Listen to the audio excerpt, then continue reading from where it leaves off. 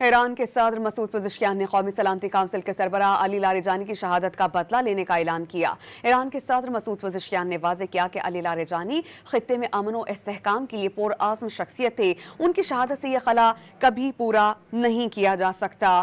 علی Larijani کی شہادت کے ذمہ داران کو یقینی طور پر سزا دی جائے گی۔ ایرانی پاسداران انقلاب اور ایرو اسپیس ڈویژن کے سربراہ سید مجید موسفی نے علی لاریجانی کی شہادت پر دشمن کے خلاف بڑے حملوں کا اعلان کیا۔ ایران کی نیم سرکاری خبر رسائی ایجنسی فارس نیوز کے مطابق جنگ کے باعث ایران نے کسی بھی عہدیدار کی شہادت کی صورت میں 7ویں سطح تک متبادل رہنما مقرر کر رکھے ہیں۔